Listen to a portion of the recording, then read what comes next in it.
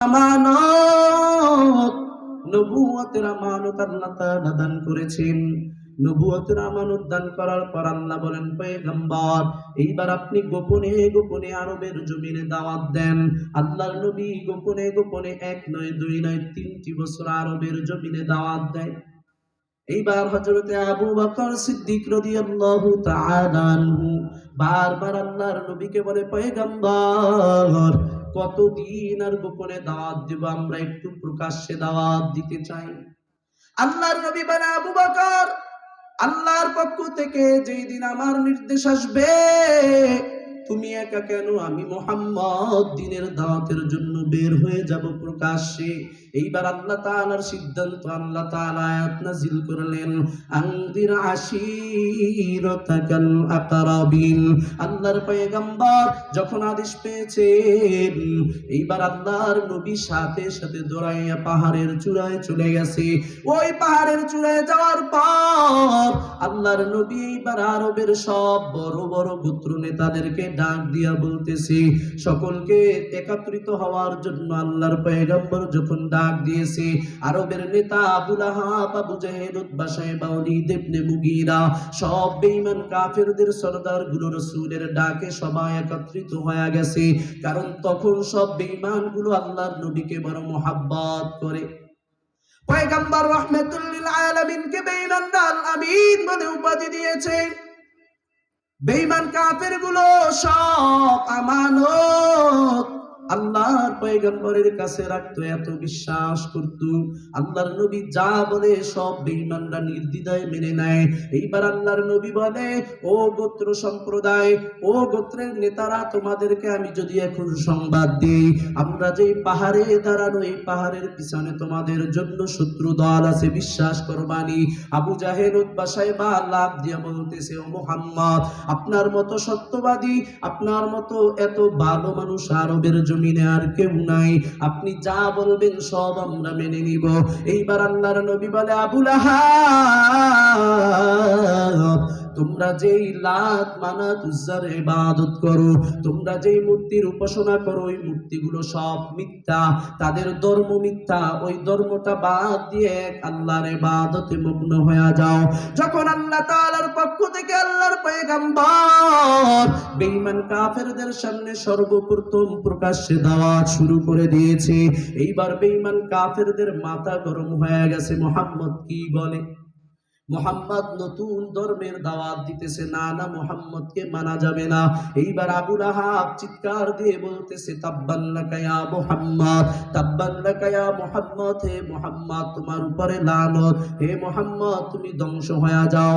এইবার আবু লাহাব, বেঈমান কাফেরদের সরদার আবু লাহাব, ওই পাহাড়ের পাদদেশ থেকে একটা পাথরের টুকরা নিয়ে যখন হাত উঠাইছে পয়গম্বরের দিকে মারবে, আল্লাহ তাআলা জিবরাইলকে পাঠিয়ে দিয়েছে, জিবরাইল যাও যাও আমার পয়গম্বরকে জানায়া দাও, আমার পয়গম্বরকে আবু লাহাব মারার জন্য একটা হাত উঠাইছি, আমি আল্লাহ তাআলা ওই আবু লাহাবের 2 হাত ধ্বংস করে দিব।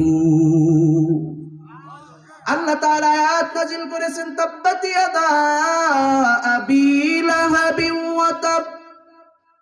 জিবরাইল আল্লাহর পয়গম্বরকে কাছে জানায়া দিয়েছেন, ও পয়গম্বর, আবু লাহাব একটা হাত উঠাইছে আপনার দিকে, আপনাকে মারার জন্য। আল্লাহ তাআলা জানায়া দিয়েছেন, আপনার কোনো টেনশন নাই, কোনো চিন্তা নাই। ওই আবু জাহেল এক হাত উঠাইছে, আর আমার আল্লাহ তাআলা আবু জাহেলের 2 হাত চিরেই ধ্বংস করে দিবে। পয়গম্বর আল্লাহর পক্ষ থেকে সাহায্যের বাণী শোনার পর আল্লাহর নবী এইবার দ্বীনের দাওয়াতের কাজ আস্তে আস্তে বাড়ায়া দিতেছে। পয়গম্বর রাহমাতুল লিল আলামিন এইবার গভীর রজনীতেও বিভিন্ন ঘরের ভিতরে গিয়ে গিয়ে কোরআনের দাওয়াত দেয়, বাইতুল্লাহ চত্বরে কোরআনের তেলাওয়াত করে। আর ওই আরবের ছোট ছোট শিশুরা পর্যন্ত বাইতুল্লাহ চত্বরে ভিড় করে মুহাম্মদের তেলাওয়াত শোনার জন্য। ওই বেঈমান কাফেরের সরদারদের ঘরের ভিতরের মহিলারাও সহ্য করতে পারে না, বলে মুহাম্মদের কোরআনের তেলাওয়াত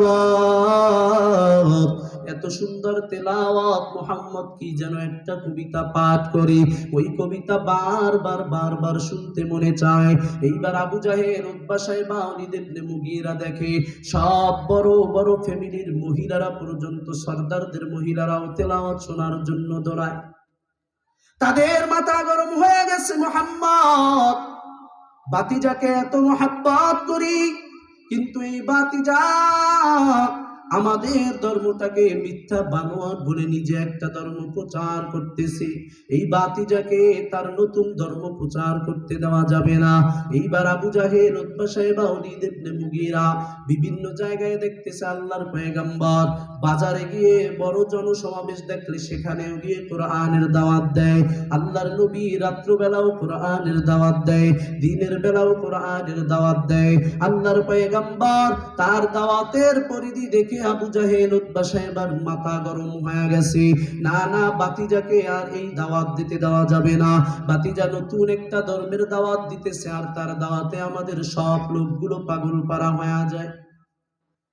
এইবার আবু তালেবের কাছে সংবাদ জানায়া দিয়েছেন, ও আবু তালেব, বাতিজাকে এত মহব্বত করি, কিন্তু বাতিজা নতুন একটা ধর্ম নিয়ে প্রচার শুরু করে দিয়েছে, আর ওই ধর্মের প্রতি আমাদের সব মানুষগুলো পাগল পারা হয়ে যায়।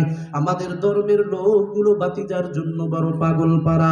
বাতিজাকে বলবা বাতিজা যেন আর কোরআনের দাওয়াত না দেয়, বাতিজা যেন আরবের জমিনে আর দাওয়াত না দেয়, তাহলে বাতিজার সাথে কোনো আদাওয়াতই নেই।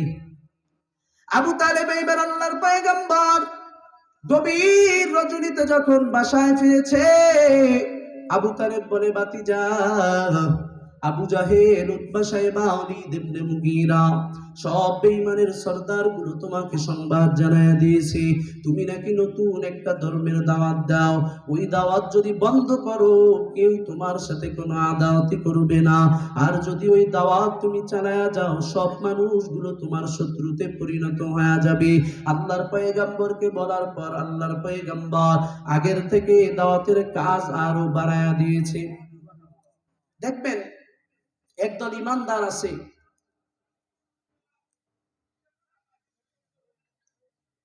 তাদেরকে যখন বলা হয় দ্বীনের কাজ থেকে একটু স্লো হইতে বলা হয়, দ্বীনের কাজ একটু কম করতে বলা হয়, বিভিন্ন সময় বিভিন্ন বড় বড় নেতাদের পক্ষ থেকে অর্ডার আসে, আপনি এই কথাগুলো এখন একটু বইলেন না, পরে বইলেন, এখন সময় ভালো না, এরকম বলে না?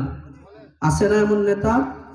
দেখবেন যারা পরিপূর্ণ ইমানদার, ওনাদেরকে যখন নেতা নিষেধ করে তখন কেমন যেন তাদের ভিতর থেকে ইমানের ভোল্টেজ বাইরা যায়, ঠিক না বেঠি? যেই কথাগুলো বলতে নিষেধ করে আরো বেশি করে কথা, দ্বীনের কথা বলে, এমন আলেম আছে না নাই? কারণ যারা পরিপূর্ণ মুমিন, তাদের অন্তরের ভিতরে যে ইমানের একটা পাওয়ার আছে, বেঈমানদের কথার সাথে সাথে ইমানের পাওয়ারটা আরো বেশি পরিমাণ জ্বলে যায়। আল্লাহর নবী যখনই বেঈমানরা নিষেধ করে আরো দ্বীনের দাওয়াতের কাজ বাড়ায়া দিতেছে। যখনই আবু জাহেল, উতবা, সাইবা দেখে না মুহাম্মদকে কোনোভাবে ফিরানো যায় না, এইবার বলে, আবু লাহাব বলতেছে, মুহাম্মদকে বড় বড় সম্পদের লোভ দেখাও, নারীর লোভ দেখাও, দেখবা মুহাম্মদ এমনি দূর হয়ে যাবে। নাউজুবিল্লাহ। আল্লাহ তাআলা যেই দ্বীনের জন্য আল্লাহর পয়গম্বরকে দুনিয়াতে পাঠিয়েছে, এই দ্বীন, আল্লাহর নবী সম্পদ, টাকা পয়সা, সুন্দরী নারীর লোভে এই দ্বীনের কাজ ছেড়ে দিবে।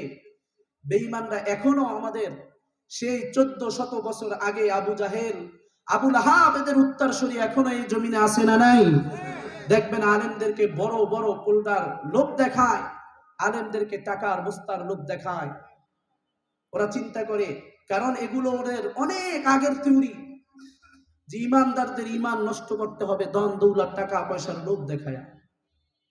আল্লাহর নবী, মায়ার নবী যখন রাত্রবেলা দ্বীনের কাজ শেষ করে বাসায় আসার পর আবু তালেবের কাছে সংবাদ শুনতেছে। আবু তালেব বলে, বাতিজা, আবু জাহেল তোমার কাছে সংবাদ দিয়ে গেছে, তুমি যদি এই দ্বীনের দাওয়াতের কাজ থেকে দূরে সরে যাও, কোরআনের দাওয়াত না দাও, তাহলে আরবের জমিনে সব থেকে বড় সম্মানের চেয়ারটা তোমাকে দিয়া দিবে। তুমি যদি এই কাজ থেকে দূরে সরে যাও, আরবের সব থেকে সুন্দরী নারীটা তোমার হাতে দিয়ে দিবে। তুমি যদি এই কাজ থেকে দূরে সরে যাও, তুমি আরবের জমিনে যা চাও সব তোমাকে দেওয়া হবে। আল্লাহর পয়গম্বর এইবার চোখের পানি ছেড়ে কান্না করে করে বলতেছে, ও চাচা আবু তালেব, আমার বাবা দুনিয়াতে আগমন করার পূর্বেই চলে গেছে, বাবার আদর পাইলাম না।